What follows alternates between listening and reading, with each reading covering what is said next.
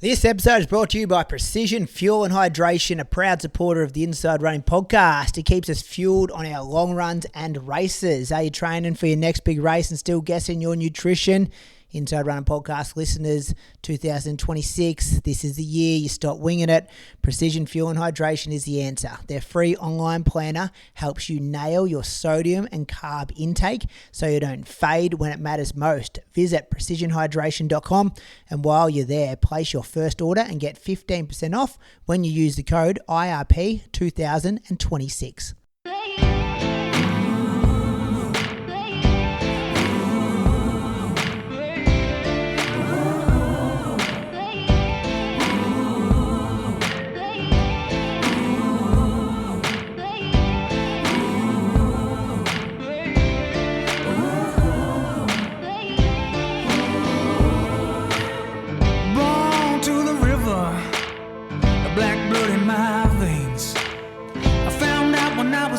Child, that your skin can bring you so much pain.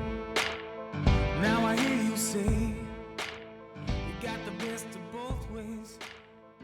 Welcome to episode number 457 of the Inside Running Podcast. We've got a big episode for you this week because we're recapping every single thing that happened on the track because there was no road program at the Commonwealth Games. God, medals galore. Can't wait to talk about it with my two co-hosts for the 457th time. This podcast is coming out on a weekly basis. Welcome to one of my co-hosts. He's up in Canberra having technical difficulties. He can see us. We can't see him, but we can hear his voice. Brad Croker, welcome to episode 457. Thanks, Brady. Yeah, not sure what's going on. I do the same thing every week, and this week they said there's no camera access. So, I'll look into it for next week. Real weird vibe. This is quite good because I can, I can watch the block or the voice or whatever, and you guys don't even know. Real boomer TV shows. I'm surprised. I'm not surprised that that's what you'd be watching in your spare time.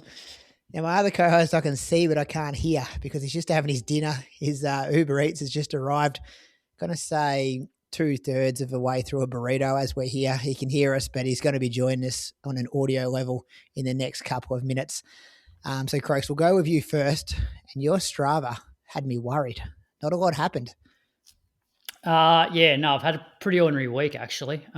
So Monday I was down in Melbourne for that testing on my heart. So just did a couple of little bike rides. Was umming and ahhing about going for a run that day, but my right calf was just a bit tender. So same calf that I had those issues with last year, and similar spot. I sort of noticed it as soon as I crossed the line and just started walking around. And then even for the rest of the day, I'm like, my medial calf's a bit like tight, like sort of, like DOMSy feeling, but DOMS has happened like, not the next day. It's like straight after the race. So, didn't do anything else on the Monday. Tuesday, I got home around lunchtime. So I just jumped on the bike for 55 minutes before going out and coaching. And then on Wednesday, I just did another hour on the bike. I think mainly there's two, given my Achilles was giving me grief in the lead up to this race, and I'd raced and my calf was a bit tender. I'm like, well, I may as well treat this week as a bit of a reset. I got no races locked in, and maybe taking a bit of a down week might be good for my body. So that's why I didn't run on the Wednesday. Thursday, I then jumped on the treadmill just because I thought it was probably the safest option. Listened to the UK Monthly. This was fine. I did 10K, 13K an hour. Went to the gym that afternoon. And then on Friday, I was out running. I did, I ended up cutting this a bit short. Did 55 minutes at 4:22s, and probably from about 30 minutes in, I just had this same sensation that I had last year where the calf just felt like it was going to go at any sort of point. Like it didn't, but then after the run, it was just a bit sort of tender, similar to last year. So then I didn't run on Saturday. I just rode the bike in the afternoon for an hour. And then yesterday, we had Lily's basketball sort of early on, and then the day got away. I was umming and ahhing whether I was going to jump on the treadmill or ride the bike, and I just didn't do anything. So yeah, my calf's not great. I ran 45 minutes today, and once again, I sort of cut that short because I still had that same feeling of it, feeling like it's going to cramp on me. And I don't know if you remember last year when I was chatting about it, it was like this muscle imbalance. So my soleus is like so enlarged, like it was last year. So I'm guessing it's sort of the similar thing. So at least the positive is that I know last year that there wasn't any muscle strain. I just had to do these exercises. So I'm going to keep doing those. But I won't be doing any running sessions probably this week. So I'll probably do a bike session tomorrow, and then any running I do, I'll just keep it on the treadmill so that I can just hop off if something's not right, as opposed to being stuck halfway out in Mulligans and having to get home. Same side as last year? Same side. Yeah, it's identical. It's you know how when you look at a calf, like the gastrocs, like the main one, and then the soleus sort of just flares out the side a little bit, but there's a bit of an indentation, I suppose, between the gastroc and the soleus. My soleus just fills that whole gap, and it's just really, really angry. So obviously my soleus is just doing too much work. So I need to just turn on that medial gastroc again, and similar to what I did last year, I suppose. I'm just hoping it won't be 3 months this time around. Yeah, well, that was my next question. I'm like, how long did it take last time? Yeah, it was 3 months. It was 3 months, but a lot of that was initially thinking I had a muscle strain, so I just gave it like 2 to 3 weeks, then tried again. It still wasn't any better. Then I went for a scan. Whereas this time around, I know that I should be able to run on it. It's just a matter of doing these exercises and hopefully getting things back in balance. Welcome to you, Moose. Just hearing about Croaks' injury. Potential injury. I do remember last year, and I remember you went to some guru. Is that right, Croaks? Yeah, Craig Purdom. So Craig Purdom, that's right. Yeah, and even the day that I went to him, I remember running on the treadmill for an hour. I stopped twice in the first 20 minutes because my calf felt like it was going to go on me, and then I ran for 40 minutes after that, completely fine. So. And then once I saw him did those exercises, I didn't really have an issue since. So, it's been a pretty crap week, but it also coincided with I have been having a little bit of lower back sciatic sort of pain, which might be contributing to the calf neural stuff as well. So it's just one of those sort of old man injuries, but just another reason for me to not leave the safe haven of Mulligans and my treadmill. As soon as I change something, body goes haywire. What are we saying? Your trip to Melbourne? Yeah. My calf was fine before that. Maybe the repeated work on the treadmill might not have had a bit to do with it? Nah. Will you get it scanned just to make sure, just a peace of mind? No. I've been doing – because even now it's like I'm walking around and there'll be times when I'm walking around the house where I won't feel it at all. And then I'll feel it. And it's like, well, if it was a muscle strain, I think you'd feel it pretty much every step. Okay. So, no, I won't get a scan. You know what's going to do you the world of good? Going on holiday? Yeah, going down Bangalore Road in Thailand, Patong Beach there. Get one of those buckets of alcohol, a couple of vodka sunrises on the beach. Imagine how many cheap Monster hats he's going to find in the shops over there. Forget about run. How long are you going for? 10 days? So we leave on the Wednesday. We fly out of Sydney on the Thursday, back on the Saturday, I think, following Saturday. I booked your guest the other day, your fill-in host. Got in early. Big name. Very good. Big name only as fill-in host. He hates the guests that fill in for him, though. No. It's like Takes a it personally. Yeah. It's like a rivalry. Yeah. After that, to be honest, picking them to pieces. I'm looking forward to the trip because it'll be the first time I can't remember that I won't have any work to do. So I'm every one of my athletes I'm programming a couple of weeks ahead. Not taking my computer over. Oh, what if they get hurt, mate? Yeah, well, they can still contact me via email, but I'm not having my computer over there. So yeah, won't have You podcast. should just say, don't contact me for the next couple of weeks. No, I'm If happy for them to contact me, but you got an inquiry, send it through the Moose. I won't have to write any programs for 2 weeks. So. We've done that a couple of times at Run a PB. Like some coaches have had babies and they've gone on maternity leave. So then it's like, well, you can't talk to your normal coach. Here's your other coach. Any questions? Talk to this person. I'm the only coach though.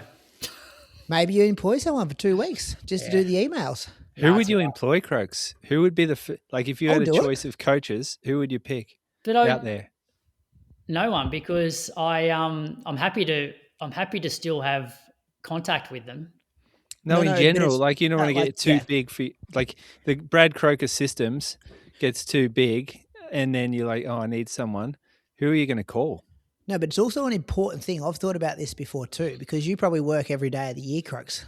Like there's always an email to do with a coaching thing, which is fine.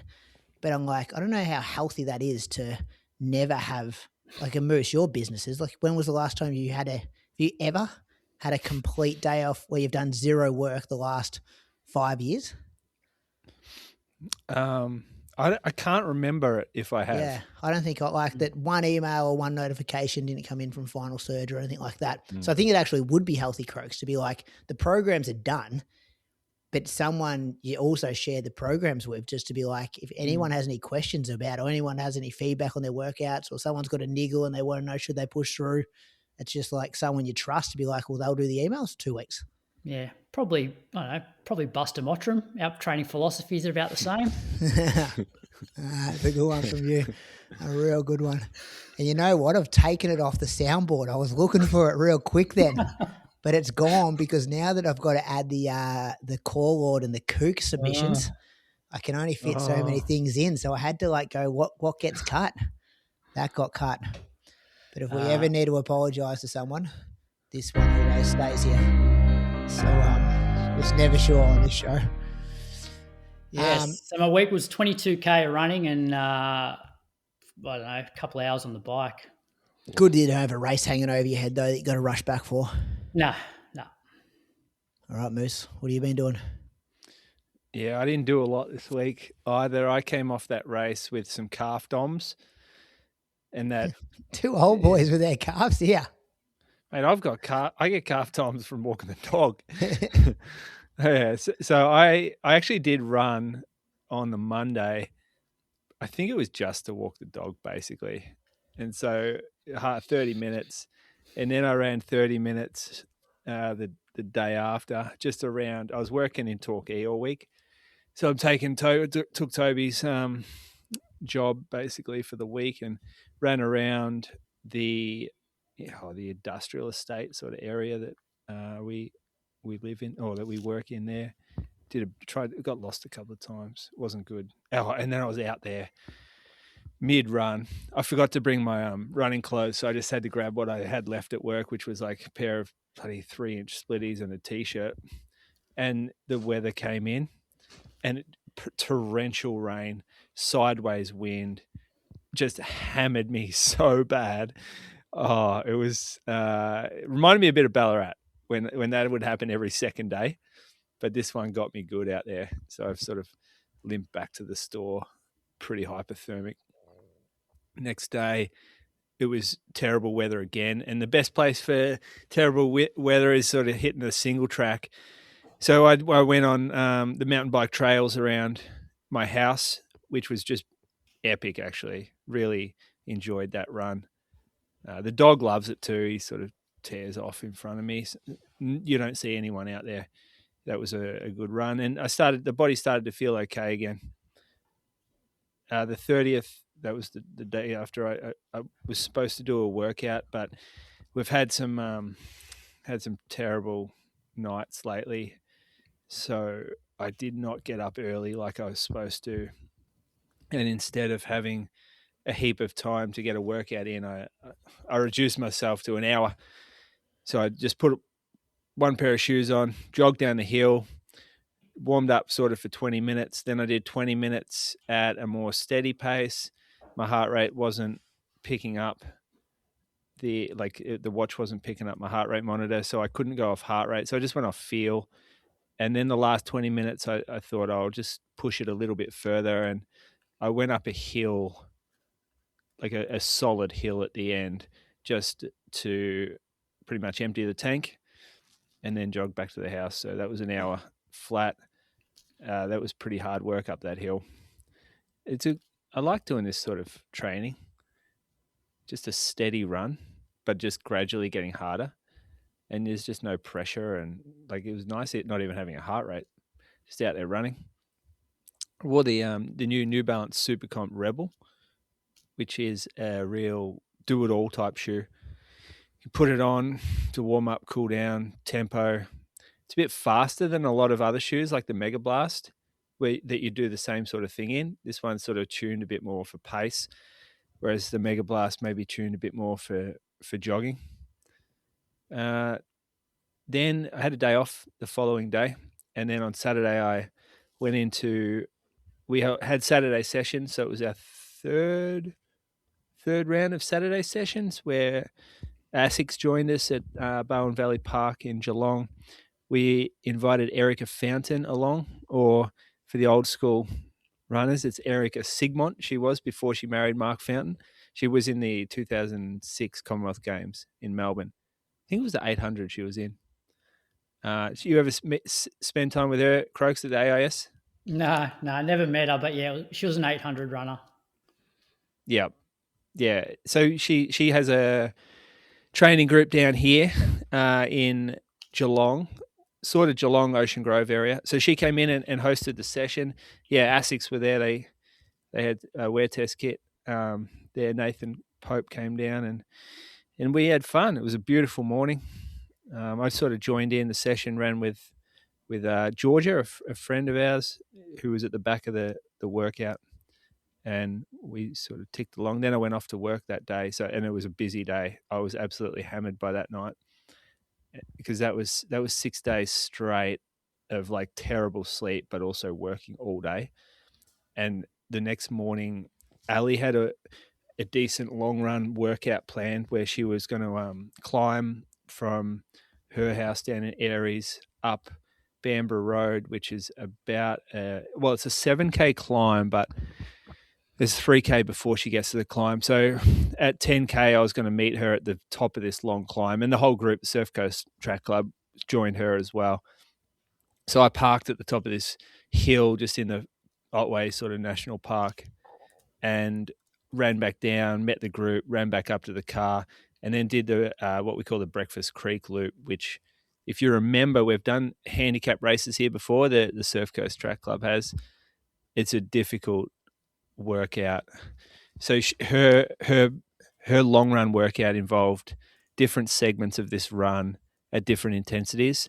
So when we got back to the car and where my car was, she went downhill hard for 3K and then uphill for 3K maybe again. So I sort of joined in on her session because I didn't do a second session for the week, but I got dropped about 5 minutes into the climb and just ran the rest of the run solo with Kieran on the bike, sort of sympathy riding next to me until he decided that was enough and he rode off up the road and helped out Ali and Cam, who were ahead of me. So I limped my way back to the car. My watch ran out of battery halfway up the second climb. And it was about 21K overall. I was smashed. Like I kind of felt like last week, actually. I sort of misjudged a little bit about where I was and just disappointed early to get dropped so quick. But then had no real go late to get home. So it was a brutal experience for me out there. But I'm sleep and stress though. Man, the sleep thing's killing me. Like we're sort of operating on low sleep for the last 6 months, but it's been like 6 to 7 hours that we get, which is okay. Now we're down low. Like we are low hours per night, and it's starting to take its toll a little more than I expected or that I've ever felt in the past. Can you click back in though? Like, so you're in Canberra tonight. Because there's no twins there, can you go back to like 8 hours, or your body's now just wired? They just wake up a couple of times. I'll be fine tonight. Don't worry. Okay. But don't last night was the worst of the worst. So I had to leave the house at 3:30 a.m. to get to the airport, and I can't remember really. Like, maybe I had an hour total before that, because the boys are really sick, and they're just not, like, they just can't sleep without being in our arms right now. So it's a very tough time, but it's I think you would both remember times like this when one of your kids has had this, but we just have two at the same time right now, which makes it pretty difficult. Yeah, hard to comprehend if you haven't been there, I think. So I don't know what my Ks were. I did get probably 2 workouts in. Neither of them were great. I'm not injured. I probably shouldn't have done that run yesterday. Like, if we're being honest, I wasn't in the condition for it. Neither does my knee like these extended, hard downhills. It was not a smart move. Ali told me that pretty early. You shouldn't do this, and she was right. What's Ali 4 weeks out yesterday? Good run from her yesterday, though. Just watched the back. She just dumped me up this hill so easy. Her and Cam just like took off, and I was busting my ass to try to keep up with them. And I just was thinking, wow, she's strong. Like, she did 40K yesterday, and she was dropping down to like 3.5s for some intervals towards the back end of that run. 3:05K pace. Yeah, like it was a bit downhill, but she was doing 1 minute repeats towards the end of it and dropping down with only a minute off. So things are clicking for her at the right time. Hear all about that. Road to somewhere. Hopefully she doesn't wear a Normatex on the next recording. Maybe uses the microphone. Makes it very difficult for the person trying to sort out the audio. You've got a pair of Normatex going off in the background. What is this?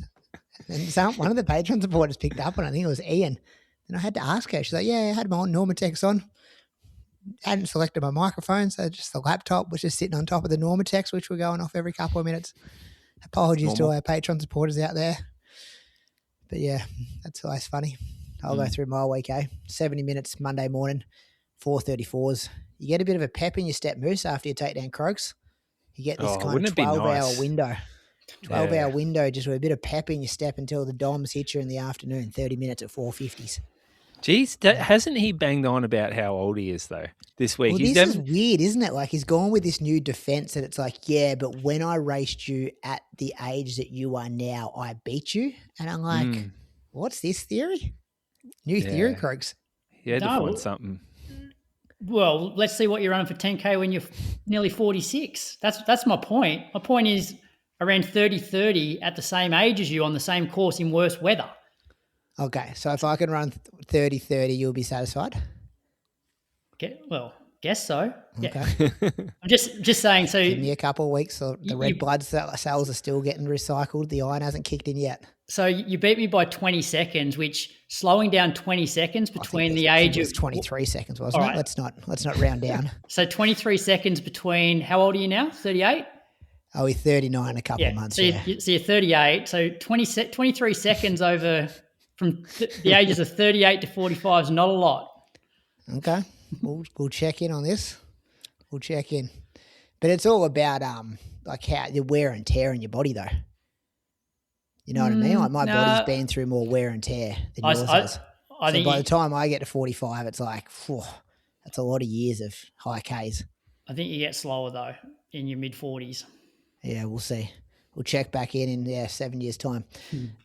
Tuesday did 40 minutes. Have you guys got rules about, because I've been thinking about this book idea. Remember that book that Jordan Peterson wrote, 12 Rules for Life? Is that what it was called? It was real successful like maybe 7 or 8 years ago. Never heard of it. Never heard of that. Jordan Peterson, 12 Rules for Life. It was Is he like a manosphere guy? I think he might have turned into that. But it was like rule 1, make your bed in the morning. Like that old army stuff, Navy stuff. I never read the book, but I just remember a popular title. But I was thinking, like, could you adapt that for running?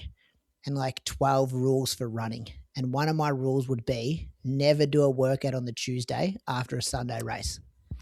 And then I'm listening to Road to Somewhere, Nick Earl blasting 8x1K reps at his 5K pace. And I'm thinking, God, that's risky. Like, is it really going to make you that much fitter, or you're just putting yourself in a real like injury risk? People just work it out just because it's a Tuesday. I wouldn't do them on a Wednesday either after a Sunday race. Yeah, well, that's the thing. So like my rule is like definitely don't do it on a Tuesday. And then Wednesday I did work out, but I was like, I want to see how I feel in my warm up and then strides. And if it felt junk, I was just going to jog through.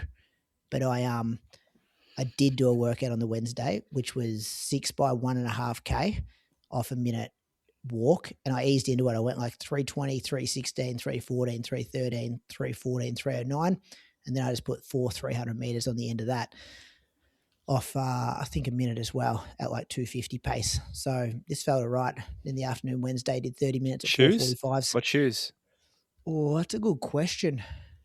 I cannot remember. Can't remember.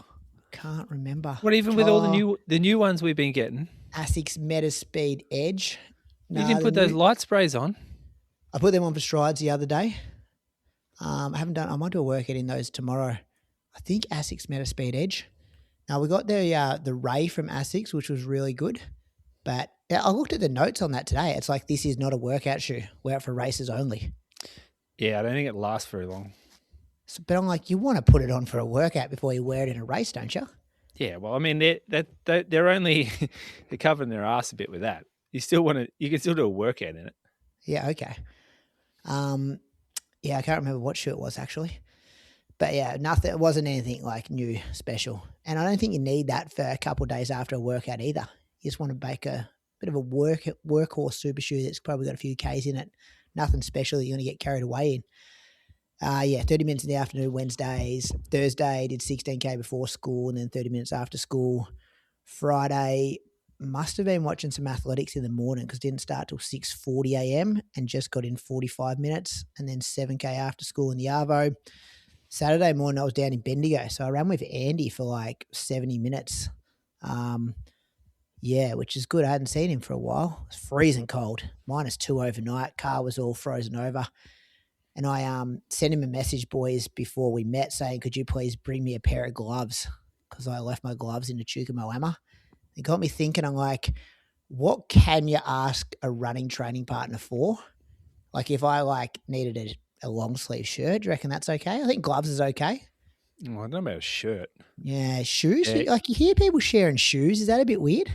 If we were the same size and said, hey, I've left my super shoes at home, can you bring your a spare pair for me? I'd pay that.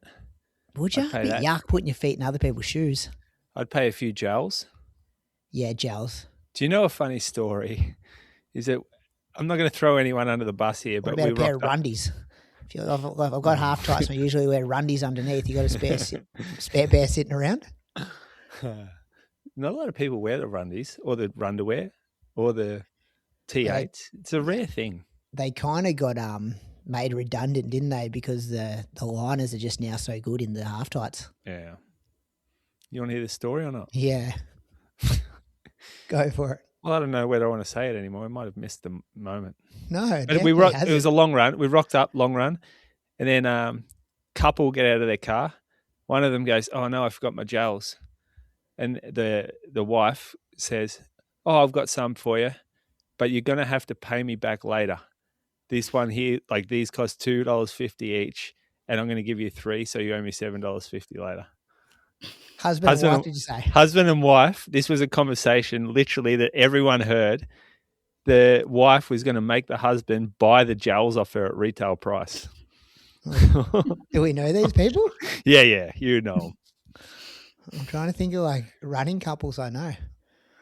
Anyway, we don't need to throw anyone under the bus here, but everyone was just like mouth agape going, "Is this for real?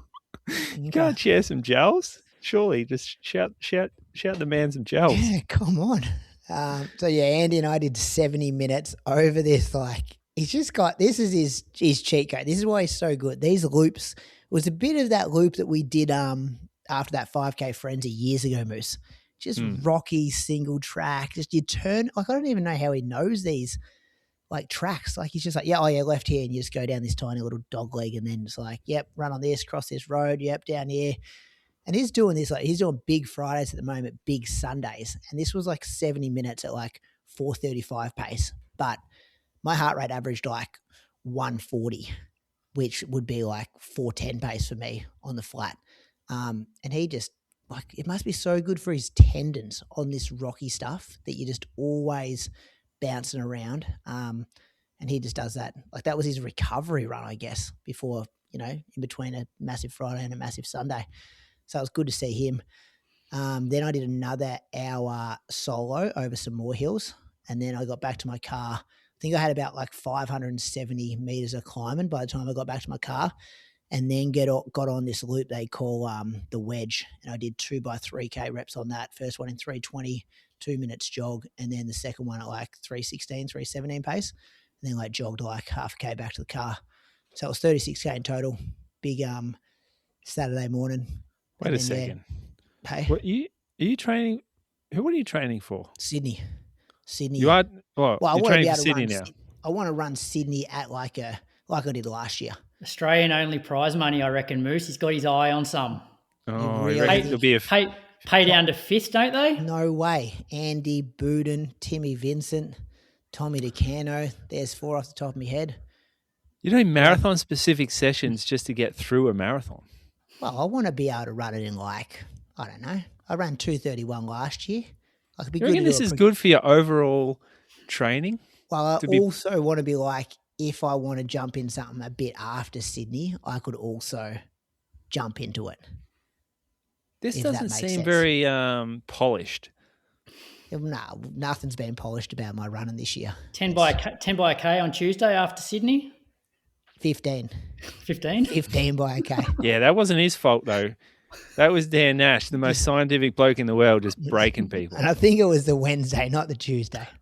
But yeah, that is. Isn't coming it up 12 funny that months. Isn't that funny? Like, you can be so like nerdy about science and know all the studies, and then just still do that shit.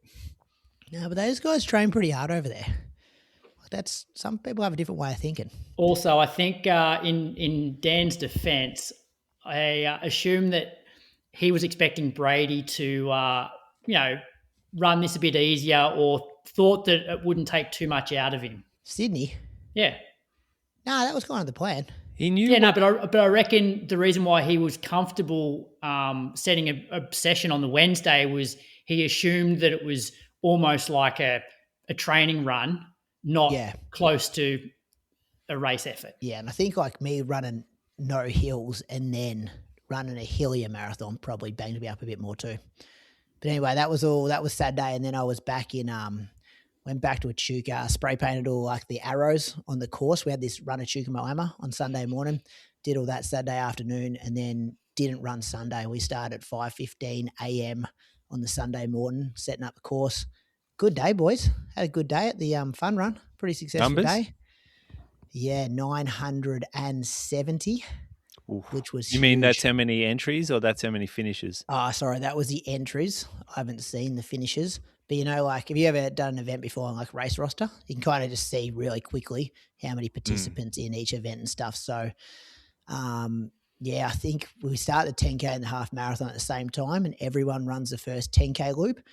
And then obviously the 10K is finished at the finish, and then the half marathon goes out for pretty much the same loop, but they do a little extension to get their extra 1.1K the second time around. So, yeah, when you see, I think there was nearly 600 in those two races. 4 years ago, there was 95. So it's gone from like 95 to like 600 in that. 95? Yeah, that was in the half, and there was 29 in the half marathon in the first year in 2022. I think there was close to 300 yesterday. It's hard to justify putting the event on when you only got 95. Well, that was the first day. So we used to always go to Run Melbourne, remember, and raise the money that way. And then we brought it and set it up as an event here. So haven't seen the fundraising yet, but I think it's going to be close to like $45,000, $50,000, which is good. We cut it real fine. The last participant got to the finish line 1 minute before the bridge had to reopen, because we had to reopen the bridge at 11 a.m. So stressful though. I got home, I was cooked, and I'm just like, I cannot run. I've just got to chill out. You know what it's like, Moose. You've done events before. It's not good for your running. Nah, terrible for your running. What about my watch? Like beeped at me saying like, oh, well, I must have got home and it's like, I don't have heart rate wrist on, so I don't know how I knew it, but it's just like not optimal recovery day or something like this. Like it must have known that I was. Oh, it tracks steps and stuff. Yeah, but I think I only had like 13,000 steps. It's a weird one. But yeah, it was good. Good day. It's going to be a good event. Now we focus on Sweat vs Steam now. November 15th. Entries open this Sunday if you're around, boys. It was your payment for that, the email list. So now you can just spam them for Sweat vs Steam. I was talking to him today about that actually. I'm like, why are we all doing the same, like the high vis vests that they've got for their marshals? I'm like, Zach, we need to buy some for Sweat versus Steam. And I'm like, actually, why don't we just borrow Run Echuca Moamas? And then they're like, well, we borrow them off the triathlon club. And I'm like, we all just, because we're just a small town, I'm like, we should just have a shipping container somewhere that we just all share for the same events. So we have a good relationship. Like we're all, no one's trying to be better than anyone else. Small town stuff. You just want to see successful stuff in all of them. So, week of 144K. Let's move on now and get to the good stuff, eh? People want to hear about our thoughts on the Commonwealth Games. Thanks some Patreon supporters and get on to that. Croaks, kick things off. I've got Renee Rockcliffe from Perth, and according to Strava, she's run 19:07 for 5K, 39:38 at this year's Bustleton 10K, 88 minutes at last year's HBF half, and 3:11 at last year's Gold Coast Marathon.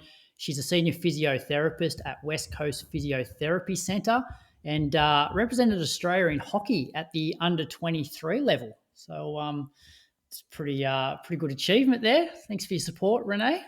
Thanks, Renee. Wasn't Ryan Gregson and someone else were really good hockey players too, weren't they, Croaks? Maybe his sister. It was his sister. I thought it was someone else from Wollongong. Hockey, yeah. Could be wrong. Like Chloe, not Chloe Teague? She good at hockey? Don't know. Maybe not. But thank you, Renee, for your support of the Inside Running podcast. Who you thanking, Moose? I got Cameron Demek from Melbourne, Dymek. He's run 17:38 at Albert Park Parkrun, 36:30 at the recent Lakeside 10K. Good run there. And 80:24 at this year's Gold Coast Half. 2:54 at the 2023 Gold Coast Marathon. Associate tax and tax controversy. Cause Chambers Westgarth. Good title. Associate. So he's obviously a lawyer or a solicitor. What's the difference between those two? Do you guys know? Does a solicitor do like your conveyancing work? I think, yeah. I always get confused with this industry. Yeah. I never know. I think there's different somehow. Tax controversy. Wow. I actually got a call from the tax department, boys, chasing up my tax returns from 2009, 2010. That's not a joke. Got a call on, when was it? Friday night. Like just checking in. Don't know if you're aware of this, but you never lodged in 2010. I'm like, 2010? Fuck me. Were these the Navy years? No, way. This was after that, actually. But I can't remember working. Like I think you would have been making 13,000 a year at your local IGA or something. Like, yeah, if I you was probably owed any money. This could be good. Yeah. Well, I thought the tax office normally only they're normally not chasing you if they owe you money. Yeah, that's right. But that, if you ever wondered, like, someone told me that after 7 years it all gets wiped, but that was totally, that's obviously bullshit. Oh no, that's your like your evidence, your receipts, and all that sort of thing. Is it? I think so. I thought you had to keep that. They're all gone from 2010. They're all gone. There's no digital receipts back then either. Well, if there's any controversy, you know who to contact. I know. Cameron. I'm going to call him. Yeah. He can help you out. I'm going to thank Robert Groom from Hobart. Strava bio says he's an amateur runner, professional photographer. He's got this quote in there too, boys. Running is just one long dance with only 2 steps to remember. How true. We overcomplicate things at times. You just got to put one foot in front of the other as fast as you can for however long your race is. I've never heard it before. Or that's his? I've never heard it before, so it could be his. He's quick, 16:17 for 5K, 34:30 for 10K, 76:44 for the half marathon, and 2:42 for the marathon. So, some quick times there from Robert. Thank you to all our patrons for their support. You can check things out at patreon.com/Inside Running Podcast. Mailbag episode today, Patreon supporters. There's a post there if you want to leave a question. Croaks and I are recording that Wednesday. Finally can do the OG monthly with Toby and Chriso as well. Toby being overseas at the moment. Chriso's just moved into a new house. He's been painting. He's been busy. I think the woodway went in today. He sent me a photo of that going in. He had someone painting it the other day. And for the price he paid for the house, I can't believe he had to paint it. You'd think for the money he spent, it'd be a colour you like. Yeah. Yeah, geez. But, he's gone missing in that group chat, hasn't he? Yeah. He's gone missing on Strava too. Seen his bars? We'll get there in the OG monthly. We'll ask him all about it. So there should be 2 bonus shows this week, Patreon supporters. All the details over there as well. Running news. This week's running news segment is proudly brought to you by Precision Fuel and Hydration. It's all the Com Games pretty much. We will talk about some Sunshine Coast Marathon stuff in a minute. What do you want to do, Croaks? You want to work through the way you've set this up? You're the boss. What do you reckon? This is chronological too, isn't it? No, this is event. Yeah. We'll start with women's 10K because that was the first event, and that was Rose Davies. She got the win, 31:39. Check out these splits, 16:50, 14:49. Like if I told you Rose Davies ran 14:49 over the weekend for 5K, you'd say, hey, it's a pretty decent run. 14:49. She's doing that at the back end. I know the first 5 wasn't too quick. It was a bit surgy. She kind of like chilled out, didn't really cover any moves, waste any energy early. And then Wanza, who ended up coming second, she ran 31:50. She went to the front around about, you have any correct. She ran a 2:55K from 6 to 7K and then a 2:52 from 8 till 9th K. And the commentators kind of were talking. I was on the world feed. So it was Hannah English and who's the guy, Croaks? Diamond League guy? Steve Cram. No, I don't think or it was Hutchings, Cram. Tim Hutchings. Yeah, I reckon it was Tim Hutchings. Could be wrong there, though. They were kind of saying, like, heck, how good's Wanza going? She's got this covered. She'd gap the whole field. But she just made her move way too early. And Rose ended up, like, pulling her in and, like, running away from her. To put, 11 seconds into her. She probably caught her with, was it 500 to go, Croaks? Oh, maybe even early. Yeah, it was a fair way out. But 252, that's that's such an aggressive move. So good that Rose didn't cover it though. Yeah, it's too far out. It was like 5. I put in her group chat. I'm like, I think she's going to like fall in a hole here. Like Rose is going to catch her. And she did easily and sprint away from her. 8:41 for Rose's last 3K. In third was Florence Neokyo. She ran 31:55. Lauren Ryan was fifth, 31:59. So, 2 Aussies in the top 5. Rose just kicked off the campaign so well by winning that gold medal. I love the video of her mum. Did you see that? Someone videotaped her mum in the stands. And I'm just like, that stuff gives me goosebumps. She's just that run from Rose would have been like competitive at a much higher level than the Com Games as well. So yes, you can look at this, and I think we will sort of assess the fields for each event to discuss that. Like I think you can't put your head in the sand and say this was a great field, like Rose just beats the world's best, because she didn't. But I think this, like her actual run in this event would have put her in contention in an Olympic Games. Like that's how good she was, especially doing it solo from however far out. But she's Megan Keith 5th, Croaks. She ran like 30:05 this year. Like she made some good, like some of these, I looked up some of these Kenyans, like they're 65, 66 minute half marathon ladies. Like they're strong. Yeah, but they're not Agnes and Gedich. Like, you know what I mean? It's not the Kenyan star, but they're still they're still worthy of being quicker than the Australian record over a half marathon. What? Yeah, but Rose would have seen Wanza go, right? Yeah. From that far out and gone, well, this lady's a 31-33 runner. Like, I don't really need to worry about this move. Like, this She ran isn't that at altitude though, didn't she? At the African Champs, Wanza. I'm not sure where she ran it. No, like I don't know. African Champs. Yeah, where was that at? Nairobi or something. Yeah, so she ran that altitude. Yeah. So what did she come there at that race? I think she won it, didn't she? Did she win it? That you raise a really good point though. It was hard to know the quality of people that were in the field. Like, I'd never heard of Wanza before this event. Yeah, and I mean, I think Rose played it pretty well. Like, obviously, she'd have played it perfectly. I mean, she could have even gone later than she did. And I'm saying that the race that she ran would have been competitive at a very high level, even though it looked like she won by heaps. Like, and she absolutely dusted him and was away fairly early when she did that. But yeah, she would have known. I think she was smart enough to let that runner go. That's the other thing I'm saying. Like, knowing your competition, going, hey, I got this. Like, don't get caught up there. Yeah, so she won the African Champs and then she was second at the Kenyan Championship trials for the Com Games. Bit of an unknown then, I guess, if like she's not running in Europe and you only see her at altitude. Yeah, and if they're reasonably new to the event too.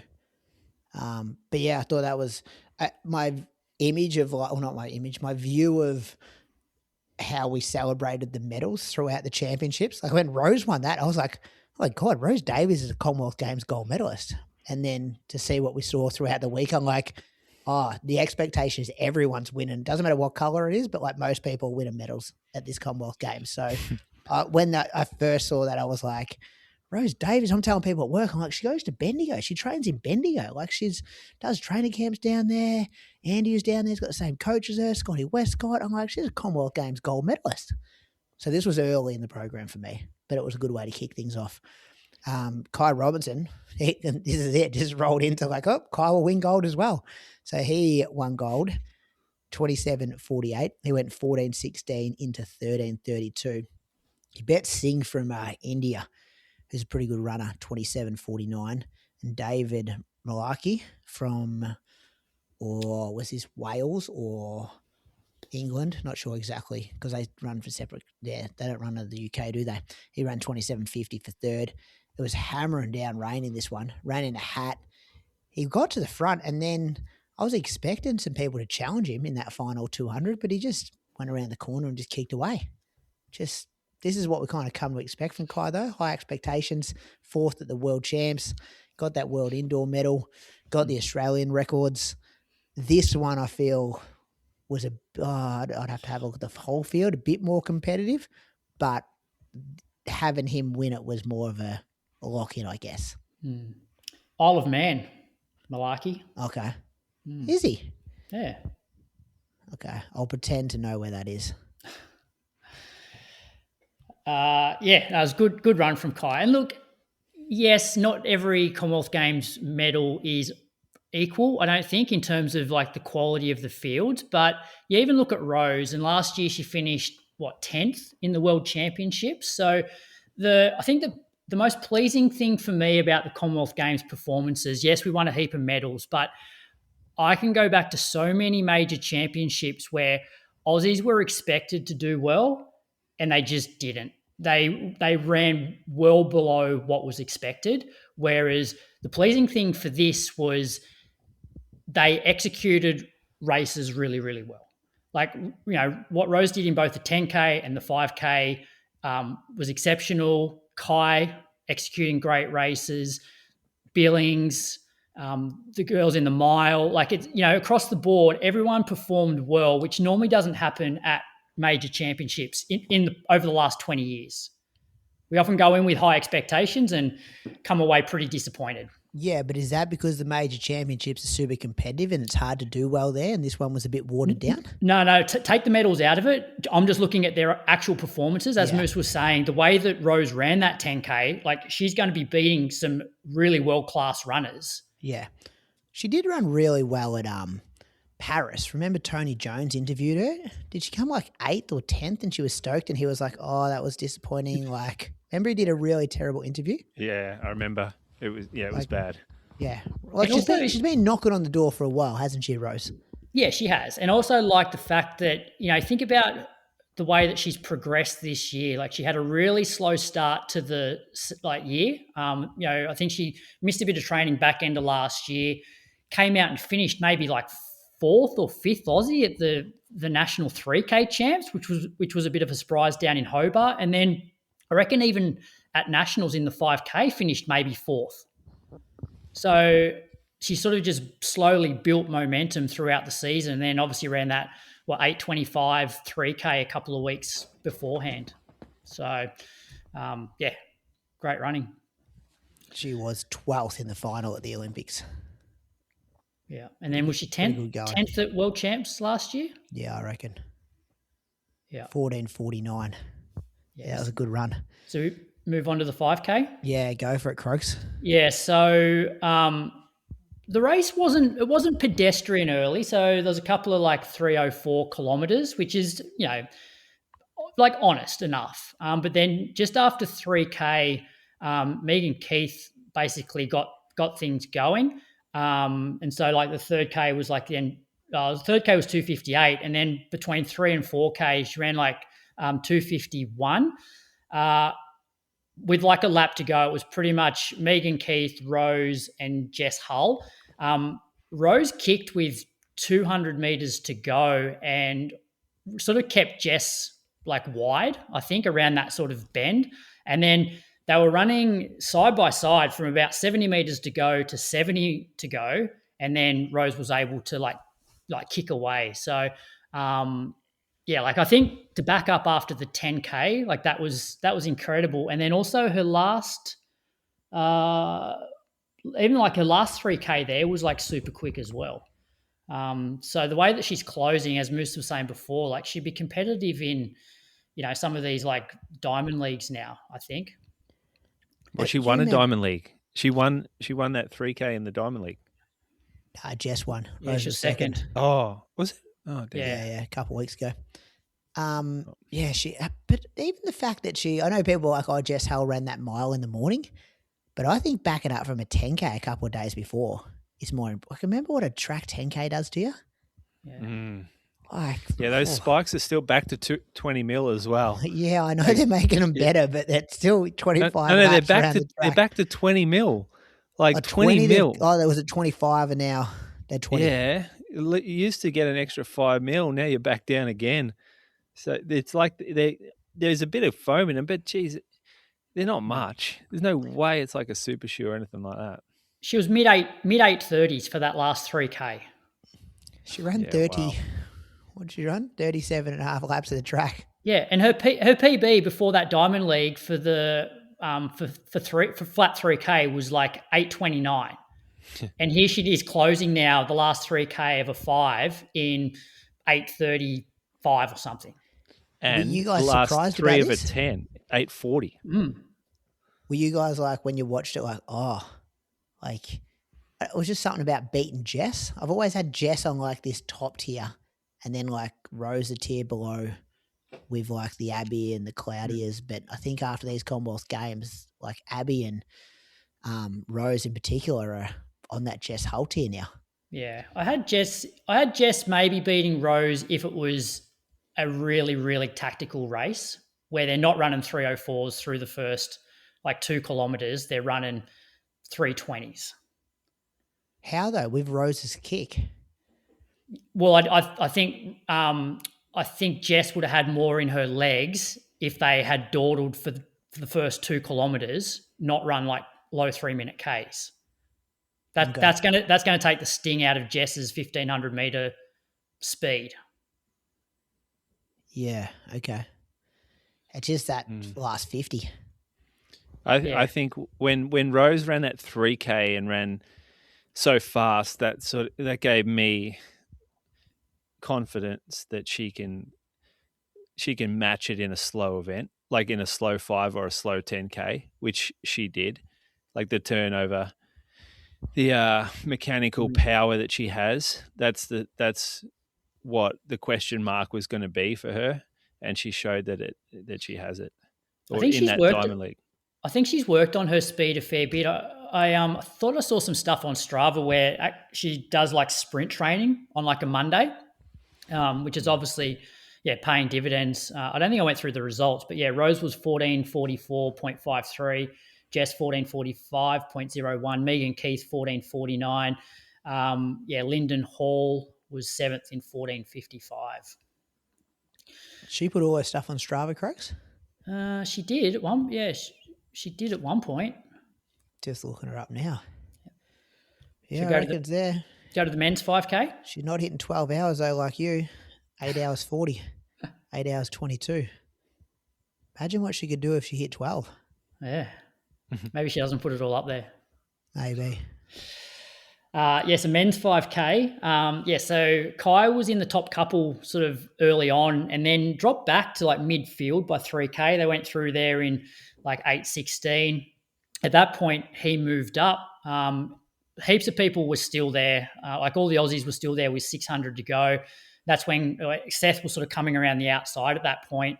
And then Kai injected some speed, dropped both Seth and Jackson Sharp sort of at that point.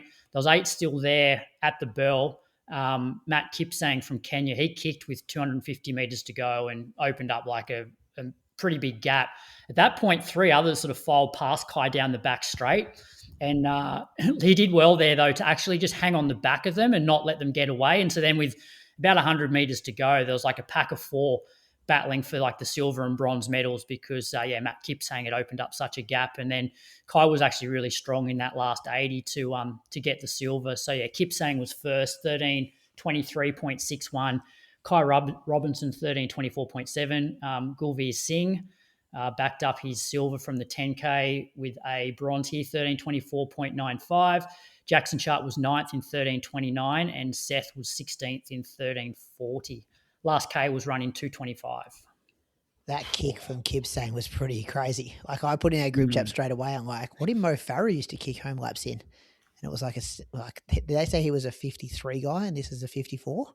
Yeah, it was impressive. He didn't he? And he looked like he's sort of backed off a bit too. Like, was he celebrating a bit down the straight? Yeah, I think he was pretty happy. Yeah, pretty happy. Great campaign from Kai. Gold and silver. I was talking to Seth today. He's going to do like a video. He was like, "Hey, I know you guys talk about like press conferences and stuff. Like, give me any talking points. I'm going to make a video like just addressing, to kind of explain my race and stuff." And he'll do a better job of it. But he kind of said he got to the perfect position he wanted to be, 600 out, because he made a move. He kind of rolled up there, and then he just said he had nothing, which he was kind of real disappointed in because I asked him, I'm like, what did you run that last lap in Nationals in? Because he outkicked Cam and Kai. Or was it just Kai over in Perth that time? Know what I'm thinking about? Yeah. Yeah, and he said it was like 55. Well, did he win Nationals as well this year, Seth? No, Cam won Nationals. In the 5K, he did, yeah. Well, I don't know which 5K he was talking about, but he said he's closed in 55 before off a quicker pace than that. He was talking about this one, I think, because that was his PB, 13:12 this year's Nationals. Yep. So keep an eye out for his video there. And then Croaks a mile. Yeah, so this was probably, I'm going to say, the most competitive event in the whole meet when you look at who the field contained. Like realistically, you're only really missing Jakob, a couple of Europeans and a couple of Americans, and this would be a world championship or Olympic final. Cam, the thing I was really looking forward to this was how was Cam going to run it? Because obviously Cam goes to the front regularly, makes it fast, but it's like, well, you're not going to run Kerr off his feet, I don't think, given what he's just run for the mile. So I was really excited to see how that would play out. But because he was positioned in lane 1 or position 1, he didn't obviously get out fast enough to get to the front and didn't have like one of those traditional Stewie McSwain starts where you just miss the start and you're off the back. He sort of just got caught in the middle and was boxed in for the first couple of laps really, which at that point he would have known that it's not the way that he wanted to run this. So he was boxed in, but Kerr was also boxed in. He got out and was in a good position at the bell. Just before the bell, I think Kerr then started to panic because he basically just pointed to where he was going and pushed the other Kenyan out into like lane 3. And I was surprised. Like, surely at this level, you just don't let that happen. I would have been actually really surprised had that Kenyan gone down, whether Kerr would have actually been disqualified, because he basically just went, "No, I'm getting out now. I don't care. I'm going to push you." I don't think that's actually allowed. But thankfully, like, luckily the Kenyan stayed on his feet. But if he went down, there's probably grounds for a protest there, because he obviously was in a bad position, realised Cam was up the road, wanted to get out. Anyway, yeah, Cam then got into a good position. It was at that point. We just watched this race before, actually. That was the point where Cam had a free run at it. He did. Because when Kerr got out, he got up to him in a very short space of time. Yeah. And so at the bell, like, Cam's basically second behind Chariot. And then just after the bell, Kerr goes around. And then this was almost identical to one of the Diamond Leagues where with 200 to go, this time around, Jake Whiteman was sort of on the outside and he's boxed in again. And at that point, Kerr's made his move, got a gap. Like with, between 200 to go and 100 to go, it was looking like Cam was potentially going to miss a medal. But was able to rally down the home straight and pick up the silver. So Kerr 354.12, 53 second last lap. Cam 355.26, and Tim Chariot got the bronze 355.41. Ollie Hall was fifth, 356.21, which I thought was a really good run for Ollie. He got tripped in the heats and was put through to the final. And Adam Spencer was eighth in 356.61. But I really think just him being in lane 1, he either needed to go out really, really quick to not get boxed in, or almost just miss the start, go to the back, and then fall around the outside. Because it wasn't the race that we expected. Nah, it was a fizzer, wasn't it? I was so excited, and then I watched it. I'm like, oh, it was like Cam never got to throw his punch. No, it was like, it reminded me of Oslo Diamond. Yeah, Oslo Diamond League. Remember at the start of the season, I'm like, oh, you're better than this. You've figured out like I don't know. I'm just looking from the outside in. I think he runs the best when he goes to the front with 2.5 laps to go, and he just picks it up slightly every 100 meters, and all of a sudden you look at the guys behind you and they can't keep up. Like, I would have loved to see him try to do that to Josh Kerr. And if he did it and he got to the final 100 and Kerr outkicked him, you go, well, you had a swing, didn't land. You're due to it that far ahead. You've still got silver. But the way it panned out, it was like, that was messy. You could tell how pissed off he was. His interviews and stuff were like, Richo was trying to piss in his pocket in the like interview, and Cam's just like, no, it wasn't good enough. I stuffed up. And I thought his attitude was really good. But I don't know. Do you plan for that though, Croaks? When do they get that lane draw? I don't know, day before probably. Yeah, like, do you go, okay, let's intentionally get off slow, sit at the back, go around with 2.5 laps? Yeah. Well, it's not a lane. No, it's not a lane. Well, position 1. You can still get out. You can still get out. Like, that's what I mean. I don't think the Croaks was making that an excuse for him because he was in lane 1. I don't think it helped. I don't think it helped though, because he got out. Yeah, but I'm saying there's strategies to get around it. Yeah, but then even if you look at the race, like he did actually get out and had a decent lead on Kerr at the bell, but then at that point he probably should have just gone past Chariot and made his run for home. Yeah, it's pretty amazing that he never hit the front. Like, if I said to you before that race, hey, this is how it's going to pan out, he never hits the front, you would say, oh, Kerr must take the running from the gun and Cam tries to hang on and can't hang on. Like, as I said before, he never took a swing at it because we need to see him on the front trying to turn the screws. Yeah, well, we've seen him have so much success with that. Doing it, like, and he's done it against Nagoose, like some of the biggest names in the sport. Hocker. He's done it, and he cooks him as well. It seems a really odd race strategy to not have that as your main plan A. Did Dick Telford put anything on Twitter? I'm just checking now. He's been pretty active on there the last couple of weeks. To be fair, though, like he is up against the world record holder. Like, so it was always going to be a tough medal for Cam or tough gold to win. And this is where, not every Commonwealth Games medal I think is worth the same, because I would say Cam is our best distance runner at the moment on the world stage. And there was a chance that he would actually miss a medal in this race because of the quality of the field. Yeah, but he didn't race. You can't just give him the big get out of jail kudos. Oh, he's the best one out there, because he raced so poorly. Like he didn't race. He didn't deserve a gold medal in that race. Like he made so many errors, and at that level with that kind of field, you just can't make those errors and expect to come out on top. Oh, I'm not saying he deserved the medal, like the gold medal. Oh, you're saying that he's still the best performance out there. Like no, I'm saying that it's harder to win gold in this event than it would be in the other events when you're looking at the fields. Because of Kerr. Nobody else is running against the world record holder. In fact, most of the other events, the top athletes decided not to even run. Like your Keely Hodgkinsons, your Faith Kipyagons, your Wanyonyis, your Arops, like they're not there. Whereas who was missing from the men's mile in the Commonwealth? No one. That's what I was saying. Yeah. It is still on a different, like Cam's had a way better season than, I know Chariot won Oslo and like Whiteman. Yeah. Like you'd expect him to take care of those two boys.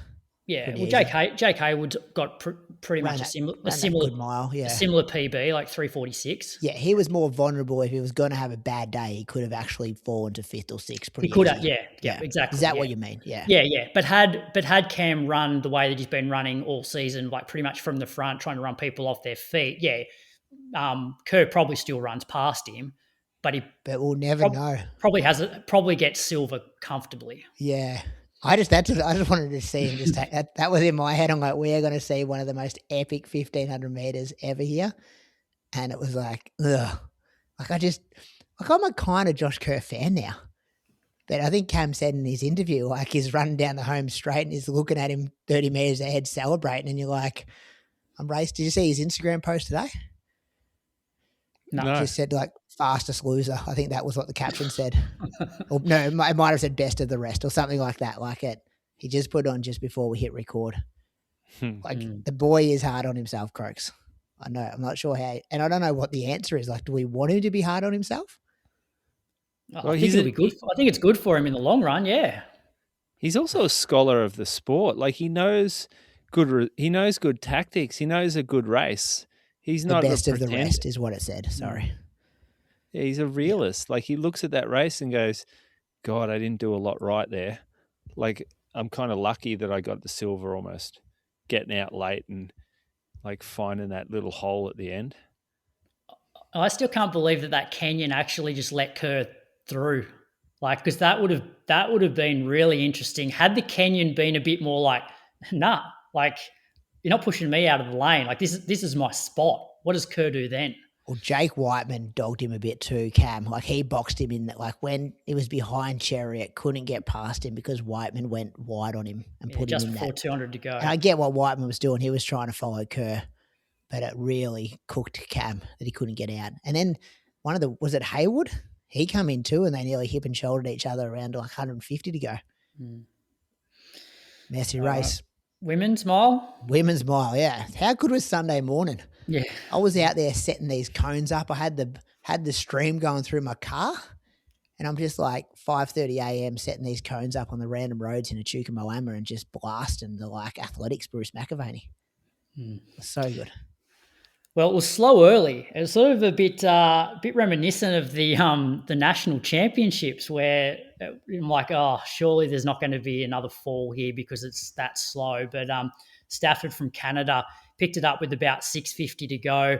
Abby and Jess were second and third at the bell. Claudia sort of missed the jump at that point. Abby made her move with 200 to go, and Jess sort of held it for maybe like the first 100 of that. And then, down the straight, Abby opened up a bit of a gap And Claudia had a really strong last 200 to sort of weave through a bit of traffic and get the bronze. So, yeah, Abby 439.31, Jess 439.86, and Claudia 440.2. So calculated from Abby, wasn't it? Just that, the moves, tactics were amazing. She just got that kick finish. I know a lot of people in my circles loaded up on the betting responsibly. Got the $4.50.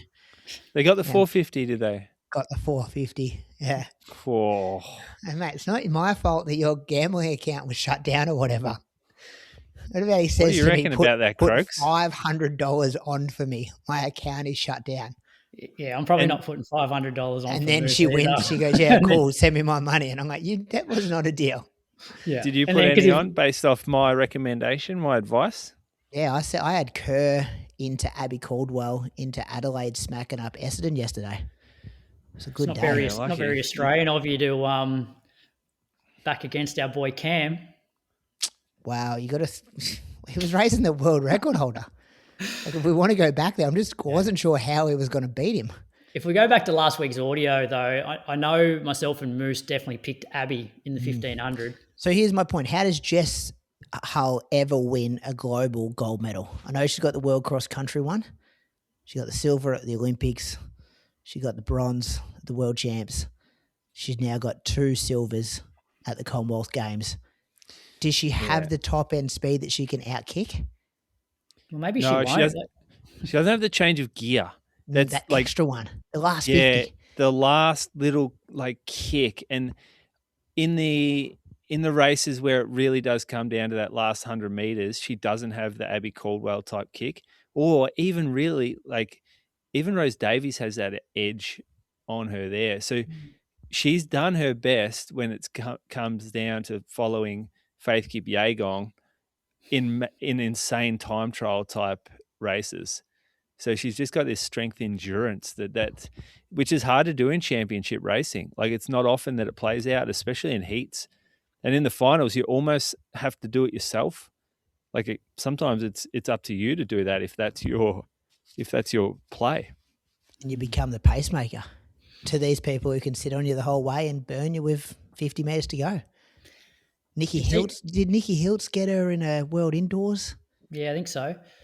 Do you see in one of her interviews, though, she's talking about running some 5Ks next year? Oh, just before we move on to what she's going to do next, she handled herself in defeat exceptionally well. Like that vision of when she was coming in behind Rose, and they've got the side on camera, and you can see Rose is elated and throws the arm out, and then Jess's smile is just beaming from ear to ear. I wonder if she lost to if it wasn't Australians, would it be the same? She's not smiling coming across the line. If that's not Abby Caldwell, she's not smiling. Yeah. But she was even stoked when she realised that Claudia got bronze. Did you see that reaction? I think they're sort of together, and then Jess must have asked her did you get third? And Claudia said yes, and then you could see her face light up. Mm. Yeah, she's a genuinely good person. I think we've always known that. She's just such a genuine. That's what she is, and we love her for that. But I wonder if I'm so sure she leaves this championships disappointed, because in the fast race she got beaten, and in the longer race she got beaten, and she was like the queen of distance running for us. She could win everything. She could win the 5s. She could win the 15s. I mean, she was running Australian records in the 8s, and yeah, it makes sense for her to move up in distance now. I think with her strength as that time trial kind of pushed the whole way, as that being her strength, it makes sense to go longer. The problem is, though, Moose, once you start moving up, it really plays into the hands of the Africans, because they're running sub 14 minutes. And whereas the 1500, I feel like it was a bit more global and non-Africans have a better chance of medaling. Whereas, Beatrice Chibet, Agnes Ngedic, they're sort of at another level when it comes to distance running. Well, it was only a year ago she won bronze at the World Championships. Yeah. And I'm not saying she should step up to try and win the gold. I think she can still keep doing 1500s for the next couple of years and she'll still be medaling. I'm just like, is she ever going to get the gold one? Well, Because we're talking. you can step up to 5K, but you get into a championship 5K and the same thing happens what we saw with Rose. But we're also talking like there is only one gold medal. I know. And Yeah. the expectation now after these Com Games, Croaks, is everyone wins one. But like if 10 years ago you said, oh yeah, no, an Aussie will win a silver medal in a 1500 meters at the Olympics. Like you wouldn't have believed it. True. So what she's actually achieved is incredible. And you look at what she has done has probably led to some of the success that your Abby and your Claudias are having. The perfect role model. They're going, oh, wow, like an Aussie is sticking it to the rest of the world. Like, why can't I do that? Sort of like what Stewie was doing as well. Stewie and Ollie Hoare for Cam a bit. Like he would have grown up watching them 4 years ago. Ollie Hoare wins that mile. Yeah. So, although she didn't win the gold, like she's done a bloody lot for the sport in the country. She also got beaten by a Diamond League winner from this year. So Abby Caldwell's won a Diamond League. Like she's no she's not just like the second-rate Aussie that's in the field making up the numbers. She has won the top premier competition in the world, like the almost like a World Cup or something you'd call it. And then Rose Davies was second in one and closed a 10K in 8:40 like earlier in the competition. So it's just it looks like, oh, she's getting beaten by other Aussies now. But it's probably more a sign these other Aussies have just got a lot better. Have stepped up. Yeah. And when we're used to seeing Jess at that top tier. I remember going to like Melbourne Track Classic a couple of years ago, Moose, in the blue Nike kit. We were standing near her dad. Simon Hull absolutely cooked everyone with on the dad's order. Just cooked them all. Like that. I guess that was our view of her. And now the other Aussies have risen to that, which is an amazing place that we're in as a sport. Yeah, like should see mates overseas. They messaged me being like, "Fuck me, how good is Australia at athletics?" I'm like, "Yeah, because you've got our guns. We look good. This is our Olympic team that we're sending." That's the point. I guess that's what a side story or another discussion is, that we are sending our absolute best teams, and a lot of the other countries are not. Yeah. But it's always been the case. Like Michael Shelley won 2 Commonwealth Games gold medals back to back. Like Michael Shelley was a great runner. He was never the best marathoner in the Commonwealth. And so like it's been happening for a long time. It's not just this championship. Yeah, but you can only race who's there, Croaks. That's true. Yep. Only race who's there. And we're pretty good at that. Moose, you've got the 800 metres in the steeple. Oh, yeah? So the 800... I didn't actually, this is one that I didn't get to watch. I just watched the last 100 meters. Georgia Hunter-Bell, she ran 1:59.51. Like, it doesn't make sense for me to read this out because I didn't read it. So whoever wrote this should read it out. Croaks has written a couple of paragraphs. You do it here, Croaks. So Georgia Hunter-Bell, like she went gun to tape, which wasn't her plan either. She's more the sit back and kick home, but she found herself in front, went through the bell in 60 seconds. Billings moved up with about 4:50 to go and was on Hunter-Bell's shoulder at the bell. Billings tried to attack with 200 to go, but that's when Hunter-Bell sort of increased the pace and kept her running wide. Georgia won quite easily in the end.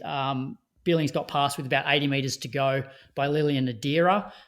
But then even after she got past, like there was a couple of times in that last sort of 80 metres where you thought that Sarah was actually going to come back and only just missed out on the silver medal. So, Adira was second, 2 flat 0.58 and Billings 2 flat 0.61. So 0.03 of a second there. Good perseverance for Sarah Billings. Injuries over the years. Not super young. Do you remember at the last Com Games when Abby Caldwell won a medal? how like she snagged third in the 800 or the mile. Sorry. yeah, how significant that was at the time. Like and Ollie winning. And Ollie winning, exactly. Like they were absolute superstars. I mean, Ollie Hall rode that win like it's almost plagued his career, that win, rather than helped it. It's plagued him because it's expectation every time he sort of races. But like Sarah Billings winning this medal. Like by the end of the championships, when there's so many medals have been won by Aussies, you're like, oh, that's a pretty good run. Yeah, it's almost a bit sad that she's won it at the end when it feels like it wasn't quite celebrated as much as those at the start of the champs. Was this like a 4 a.m. for us as well? I feel like most mornings I could get up and watch like the 5 a.m. stuff, but I feel like I missed this one live. Yeah, I didn't watch this one live. I actually didn't watch. Yeah, I didn't watch the men's 5K live either. You wouldn't have watched anything live, would you? With your get up time? No, I did watch a few live, but not the 5K. I got lucky for the 5. It was a feed time. And I looked down, I'm like, 4 o'clock. Let's just see what's going on. And then it was like 4 laps into the 5K. Was this Sunday morning? No, that was maybe Saturday morning. The men's 5K. Maybe Friday morning. Who knows? I think it was Friday morning. No, the men's 5K, that was Sunday morning. Sunday morning. Yeah, I watched that one live. Yeah. That was at 4:45 or something, that one. Yeah. Yeah, something like that. Days are gelling together. Did you watch the men's so yeah, obviously Georgia Hunter-Bell, like she chose the 800 over the mile. It would have been interesting had she been in that women's mile. Yeah, would have maybe broken up the Aussie 1, 2, 3. I would have put her on the podium for sure. But did you watch the men's 800 Moose? No, just this was all yesterday morning as well. No. Yeah, you were watching this, weren't you? I was up and then I went back to sleep. Okay. All right. So Kinyama was going for his 3rd straight Commonwealth Games gold medal in the 800. So he controlled the race for the first 600, went through 52.44 at the bell. It's not super quick. Bowl was in second with 200 to go. Anderson from Jamaica, who ended up winning, he was sort of on the rail, and Luke Boys was on the outside. And like Luke Boys was, so we're used to seeing him in Australia, like he does a lot of work on the front. And so for him to be able to just get a nice sit, and what I liked about his run was he never allowed himself to really get boxed in. He was always just on the outside and could always just cover those moves. So 200 to go. It's Kinyama, Bowl, Anderson on the rail, and Boys sort of outside of lane 1. Anderson hit the front with 800 to go and opened up a pretty good gap. Kinyama and Bowl, they just didn't have sort of the legs in that last 100. And Luke Boys was super strong down the straight to get silver. Navaski Anderson got the win, 145.33. Luke Boys second, 145.93. And Kinyama was third, 146.12. Peyton Craig 6th, 146.66, and Pete Bowl 7th, 146.73. That Jamaican guy was the one who dived to get into the final too, wasn't he? Was he? Yeah, did you see that in the semi? Nah, I didn't see this. I didn't see the semis. Yeah, he was like, him and Peyton were coming across, and he kind of dived to get in as one of the fastest losers, I think. I quite like the 800s. I feel like it's a bit, not a lottery, but it really comes down to, like, everyone's generally there with 200 to go, and it really comes down to what people have got left in their legs down the straight. Yeah. I thought Peyton got better every round. Like his round, his heat was okay, his semi was better, his final was really good. Luke Boys, though, he's good on a mic too, isn't he? His interviews, got a bit of personality about him. He's only 22. Big future for him coming up. And I for some reason, maybe he just looks older than 22, talks older than 22. But how many times do you hear, Cam Myers a 20-year-old, but you never hear, Luke Boys a 22-year-old. They're like 2 years between them. That's nothing. In the same age bracket. Benny Saint coaching him? Yeah.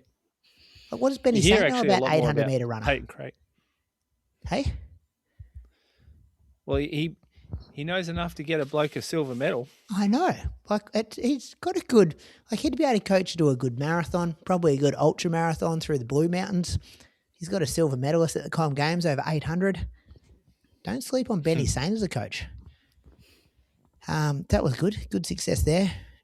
Are we ever going to see like the Tokyo Olympics Pete Bowl back again? Because I thought this was like fairly good. I know, but this was like, come on, Pete, cash in here. Like this was his to win. I thought maybe the Kenyan. Yeah. And then he really went backwards pretty quick when it was business time in that race. Like I'd always put him in a different league than boys over our domestic summer. Well, yeah, and he's a record holder. Silver last time. Olympic finalist, 4th in the Olympics, wasn't he? He's still run 143.6 this year. So that's what I'm saying. He's been pretty good. Wasn't that an opportunity though yesterday? That was a huge opportunity for him to win that race. Yeah. He's ranked equal 13th in the world on times. Yeah. Like there was a few disappointments. And comes, 6th in the Commonwealth Games final. Yeah, so that's not mathin'. Like Max Bergen got run out in the was it heats or semis? Semis. And went to the front, then got on the treadmill the last 100. And Ben Patterson has run faster than Pete this year. Maybe it's the whole heat semi-final thing. Who's the strongest? Yeah, maybe. Difference doing it one off in a Diamond League. But obviously, like, you know, there's no AROP here, no Wenyonyi. Like they're two, like, so at this year, AROP's ranked number 1 in the world. Wenyonyi's 3. Croaks has got this list in front of him, Moose. I just got world. People that weren't here. It's still, isn't it relevant though? Yeah, I'm just joking. I'm just messing with you. But this is what I said at the start in terms of, yes, you can only beat who's there, but you still have to look at who's missing. But the most pleasing thing for me from the Australian team is that people ran, well, the majority of the people in the team ran to what we expect, if not better, which doesn't generally happen at major championships. Well, hasn't in the last 20 years or since I followed the sport.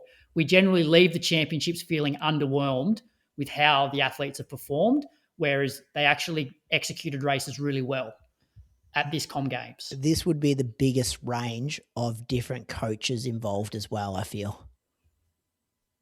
Like, you know what I mean? You got Burren with Abby, you've got Mottram with Claudia, you got Simon Hull with Jess, Nick Beddoe, Sarah Billings, Benny Saint with US boys, coaches. US coaches, like, Dathan Ritzenheim. Like, I feel like our Australian teams in the past might have been a bit more like the one group.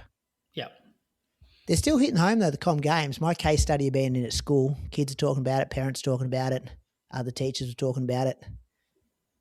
Like, we love the Com Games in this country. I'm interested to see, like, who benefits from that. Like, if you're managing Rose, like if someone does her partnership management stuff, you think you'd be working the phone pretty hard this morning. Wheat Bix, LCM bars, Woolworths. I don't reckon it hits home enough. I don't reckon it's Newcastle.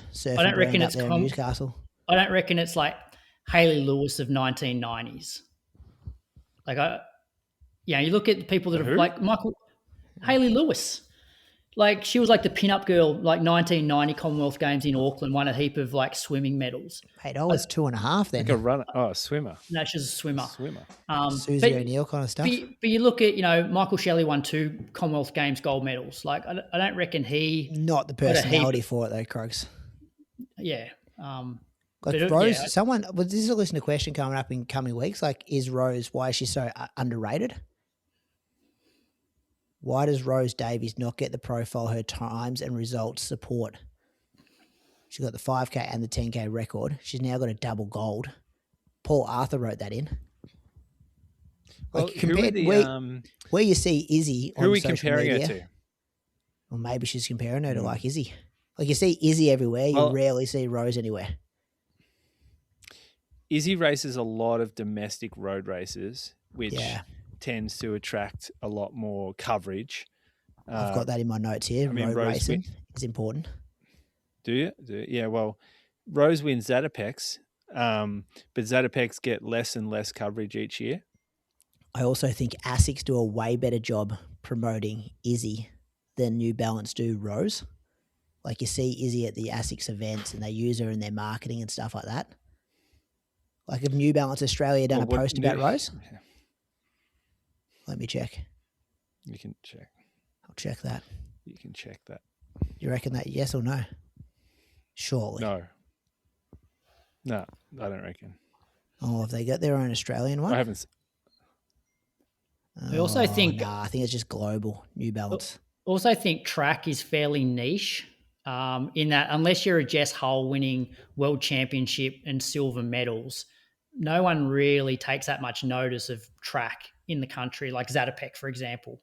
Whereas, Izzy's, out on the roads with the general public. So the general public know of Izzy because it's like, oh, I ran this half marathon today. Who won it? Oh, yeah, Izzy Bat-Doyle. Like, whereas those recreational runs aren't going to know who won Zatopek. Yeah, because it's relatable, isn't it? Nah, no post on the global page. They did do a post a week ago about their runners at the New Balance in New York. A strong weekend for Team New Balance in New York. Emily Mack. This is the US champs that were on. Parker Valby. Yeah. Anyway, but just on that though, like see if she's we know Jess Hull. Yeah. Yeah, that's because she's won silver medal at the Olympics. Going on. That's what I was saying. Like when it comes to the track, unless you're winning global medals, that's how people know of Jess Hull because she won Olympic medal and world championship medal. I'd say we know Cam Myers as well. Like he's getting into that rare air that Jess Hull's in. He's winning big races.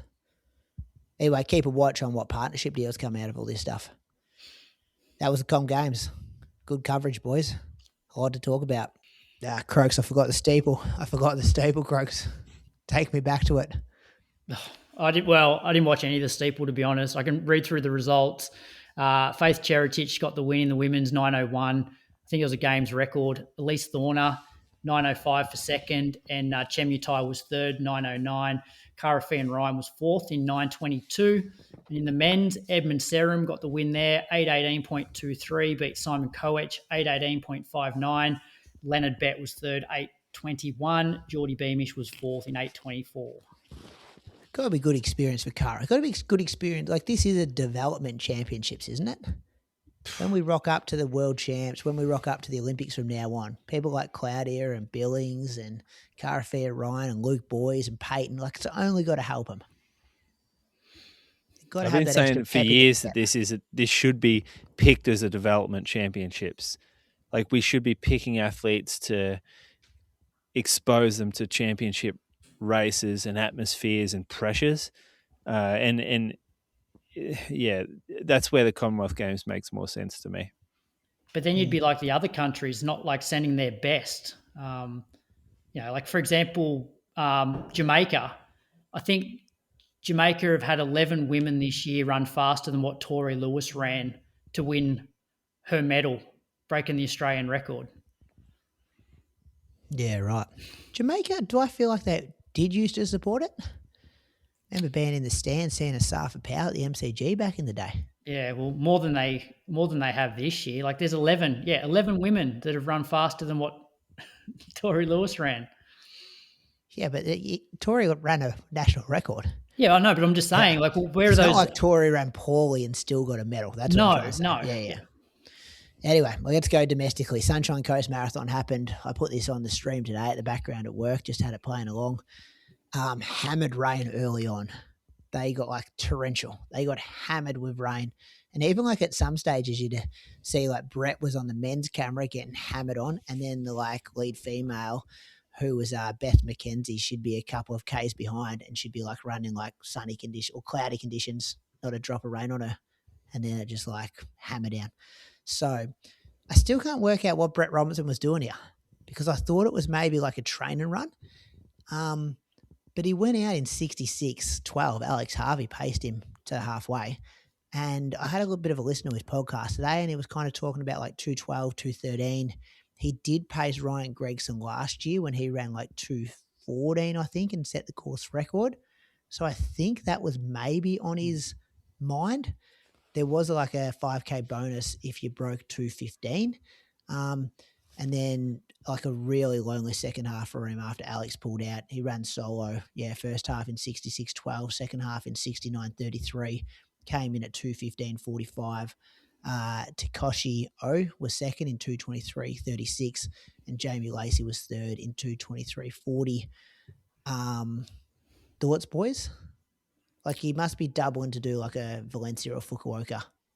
Yeah, I think he was, definitely a weird choice. He was definitely out to break the course record. Yeah, and I don't know if they got course record money or they just. I could only find incentive money on their website, so it was 5K for the win and then 5K if you went under 2:15. So yeah, maybe he was looking at a 10K payday, which is now 5K payday. But yeah, it looked miserable. I think he just put on his Strava notes like brutal day or something like that. So there's like a karma for going and chasing money at these events. Like it's not karma as such, but it is never as easy as you think it's going to be. And you always come out of it thinking that was not worth it. And I should be following my training program, not chasing the paychecks around, because marathons are way harder to get up for money. Yeah, I think he probably, because he pays to 35K last year and he was probably like, oh, cool, I've just got to do that, but go an extra 7K and then I get $10,000. And then got hammered on. Maybe they went he went a bit too, well, maybe he went through in 67.30. Could have held it together to get that extra money, but yeah, I don't know what the thinking was there. Beth McKenzie, she looked smooth. She set a course record. The coverage just constantly showed her just mowing down guys and just running straight past them kind of thing. She ran 2 at 37.26. Nikki Curry was second, 2:43.49. Sarah Short was third in 2:44.36. Then the half marathon, Ryan Gregson, pretty aggressive early, and then had a pack with like Jordan Skelly, Kai Louth, and James Nipris was also there as well. And then Gregson put the foot down. He probably let the other guys do a bit of work around 19K and then put the foot down and drop these two guys. Jordan was second at Lakeside last week, so he's had a big week of racing. 64.08 for the win, 64.18 for second, and 64.26 for third. Izzy Bat-Doyle was also there. She ran 68.49. She missed Lisa's record by 1 second. But she did get the extra $1,000 for being under 70 minutes and the $2,000 for the win. So I think she ticked off the money stuff that she could that was on offer. Georgia Gregic was second in a pretty solid race, 69.14. Rebecca Lowe was third in 74.46. Then there was also a 10K. Cal Davies won that in 29.30 from Riley Cox in 29.58 and Desmond Cutter in 30.16. And Gabrielle Schmidt won the women's in 33.26 from Lydia O'Donnell in 32.23. And Brielle Urbacher was third in 34.50. And that just was on the coast, boys. Just last bit from me. There was a meet in Belgium, track meet that is, 1,500 metres. Drew Thomas ran a 3:34.72 to finish fourth. Race was won by Marco Langen in 3:34.01. Alex Stitt finished second in the B race, running 3:35.37, which was a PB for him. And then in the 5,000 metres, Georgia Griffith got the win there in 14:44. Morty Skyring was fourth in 14:49, which was a PB for her. And in the men's, Toby Gillen was 12th in 13:10, which is a PB for him. The race was won by Wabari Hossein from Qatar in 12:56. Good work, boys. That was the run news. Thanks to Precision Fuel and Hydration. Chances are you're gearing up for a race yourself, but how dialed in is your race day nutrition? Precision Fuel and Hydration makes it simple with a free online planner on their website. Visit precisionhydration.com. Get your numbers today. Whispers, City to Surf this Sunday, boys. Andy Buchanan going to race it between now and bit of a hit out between now and Sydney. Keep an eye on that. They're also broadcasting it live. It's back on live TV. It's going to be on 9 now and the City to Surf YouTube channel. That's good. Saw that online today, so keep an eye out for that one. And I've got a couple of Brady on the Looses moves. Is that okay? Please take it off me. got abused yesterday. I was sitting at a marshalling point. We had the 5K going one direction, the 10K going the other direction. And I just had to be in the middle of the road just saying, hey, 5K, as you're on my right, you're going to turn sharp left in 100 meters, move to this side. And this lady, I was trying to give her a direction. She had headphones in and she's yelled back at me, I can't hear you. Like it's my fault that you can't hear my instructions. And I'm like, are you kidding me? I'm trying to make your race day experience as pleasant as possible. I'm in a massive fluoro vest here. I am trying to help you and I'm copping abuse because she's like pointing to her headphones going, I can't hear you. And I'm like, I can't yell any harder. Take your headphones out. Headphones are so bad in races. When you're organising a race, the headphones are so bad. So, yeah, I was a bit disappointed with that. I've already spoken about people recording podcasts in Normatec boots. On this other talking point, where are we at with people doing workouts after doing monofartlek? Because I come from a generation that if you do monofartlek properly, there ain't no work. You're lucky to get through a cool down. I just hear stuff like, oh, yeah, I did monofartlek and then I did 6x1K afterwards. I'm like, what? Well, I did a 25-minute tempo run. I can kind of get it because it's 20 minutes. Like, and it's not a massive workout. And for a lot of people, that might only be like 5K worth of work. But it's pretty hard. And like most of the time you're finishing that mono like it's the end of a race. Yeah, if you do monofartlek in its intended purpose, you shouldn't be able to do a workout afterwards. No, but I can see people are changing it up this day. So I kind of get it, but I just thought I'd just stick up for Mono here because I know exactly what he would say. He would say there's no way you should be doing a workout after doing his fartlek. Over to you, Moose. Moose on the loose. Well, you got soundboards? You got some audio in, or do you want me to go first then? I've got two here. You want to hear two? Or you go first? I'll go first with mine. All right. Going jogging in cotton T-shirts. Core or kook? Core. I hate this segment because all I think about is old school, new school. Yeah. And I know old school runners used to running cotton T-shirts, but now is it a new kook thing trying to be old school? The kooks aren't running cotton T-shirts. I think they core. are. Is it? It's core. The kook is taking his shirt off. It's someone who's running in. He's not really concerned, or she's not concerned with like how sweaty or hot they'll get. Maybe they do whip the shirt off a bit earlier than everyone else, but I mean they start with a shirt. That's the thing. There's a difference there. We start with a cotton shirt. You're not trying to go out and buy like $400 bloody T-shirts with holes in them. It's very, very core.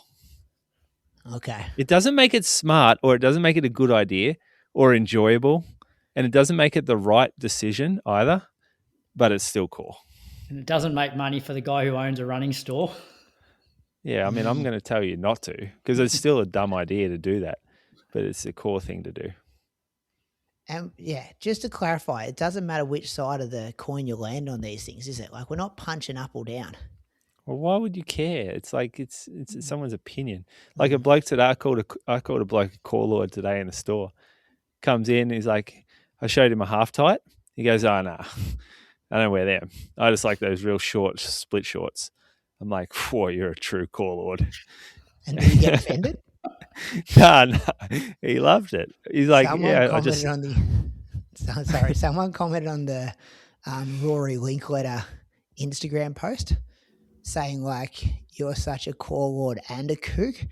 And he's just replied like, sorry, I got, what does this mean? And they're like, then they've had to explain that there's a segment on the show where we like judge people's behavior in the running world, which, yeah, here's both of them. Andy, just listening, it turns out that Rory is the most kooky core lord.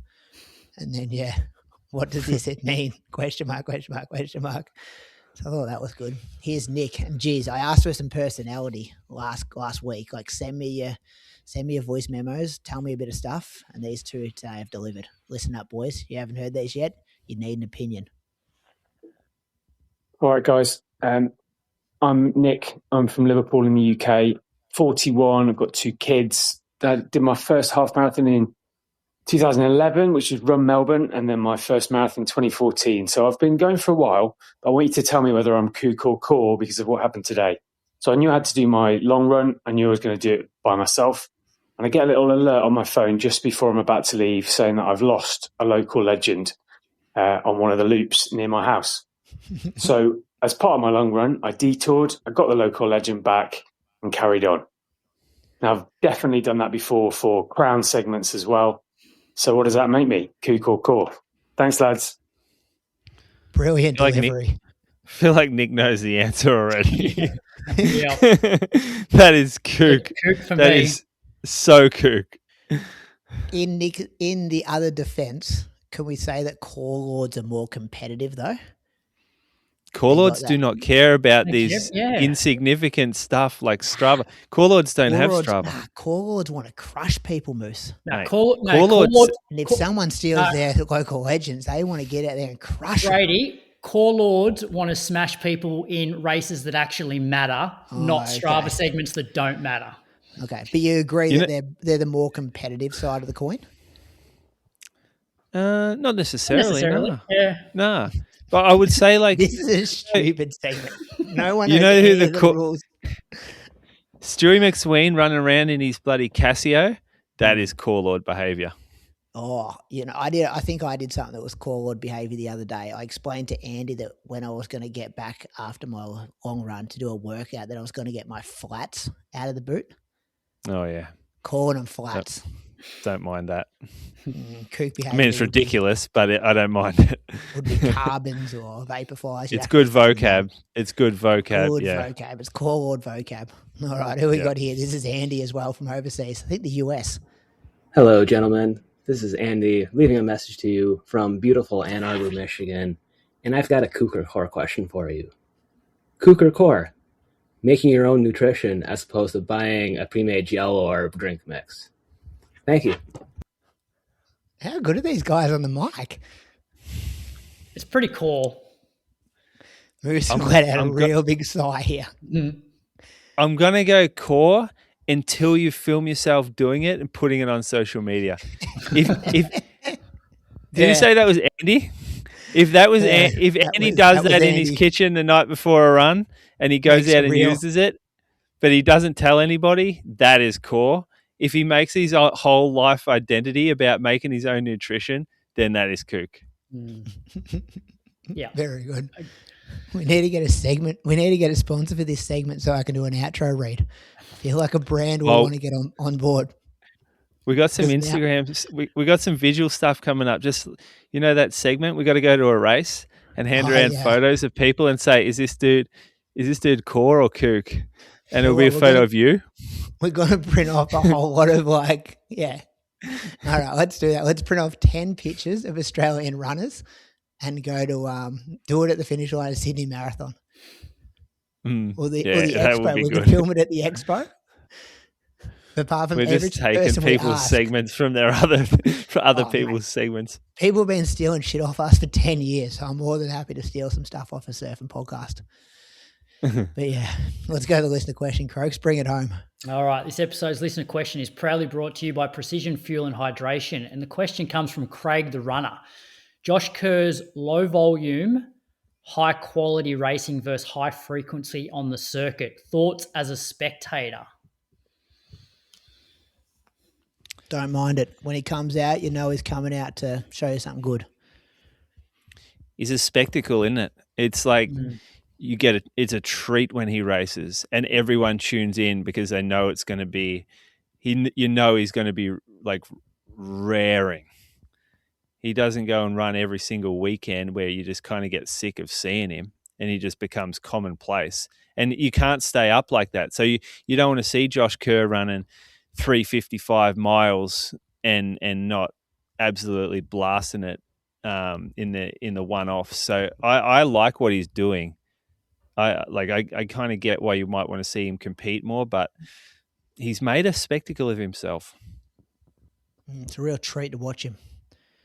Just a little special treat. And he backs it up. Croaks, anything else to add? No, I'd just like to see the top guys race each other more often. So like him coming out and breaking the world record, like it was it's not an amazing spectacle in terms of from a race point of view. It's essentially a time trial. But yes, it was. That was set up perfectly. Yeah, but like I don't want to see it every week, but that was way better than watching the 1500 meters on the weekend. But I would have loved that race more so had like a Cam Myers been in there, a Jakob Ingebrigtsen and a Cole Hocker. Like that doesn't happen very often in our sport. Remember, I asked you after Josh Kerr ran the world record. I said, "Will Cam regret not putting himself in that race?" And you guys are like, "Nah, he's focused on the Com Games." Yeah, maybe now. Do you reckon he regrets it now? Anyway, I don't reckon he would have got it though. Yeah, he would have got a time next to his name though, wouldn't he? You're like, oh, how close did he get? Anyway, thanks to Precision Fuel and Hydration, the code you want to use is IRP 2026. You get 15% off your first order. What's coming up, Croaks? Not much. Get your webcam fixed so we can see you next week. Trying to get my body sorted, write a few programs, start packing for holiday. Yeah, don't you go in like a week and a half? About a week. We'll leave You're going to do next week's show though, aren't you? I'll be here for next week's show and then leave on the Wednesday. 3 pairs of board shorts, mate. Oh, I won't be taking much over. You buy it over there. It'll be hot.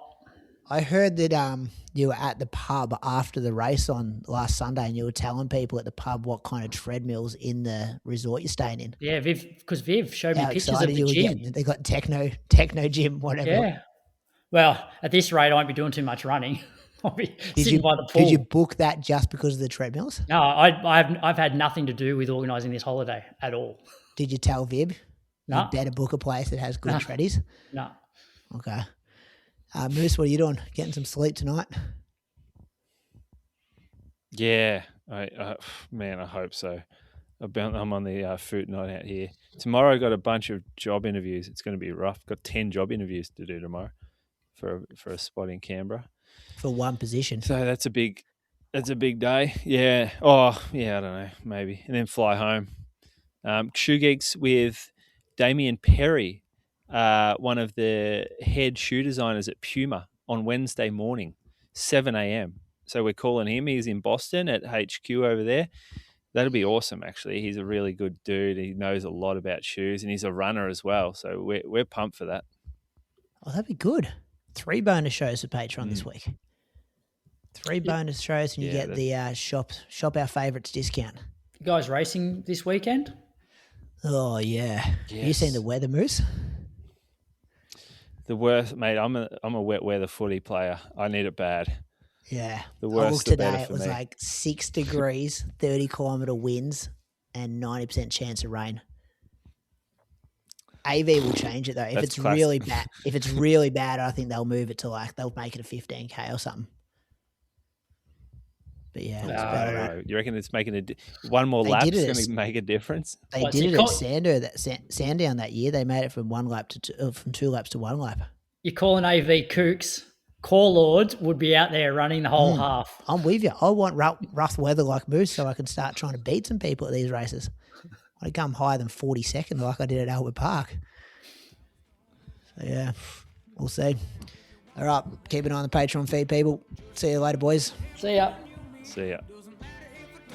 Thanks to Precision Fuel and Hydration for sponsoring this episode. Precision Fuel and Hydration is the answer to fuel your next marathon. Their free online planner helps you nail your sodium and carb intake so you don't fade when it matters most. Visit precisionhydration.com, and while you're there, place your first order and get 15% off when you use the code IRP 2026.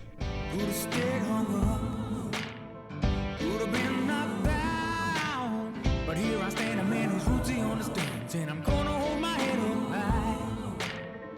I was told as a young man, doesn't matter if you're white or black. Just show love to everyone you meet. Doesn't matter if it don't come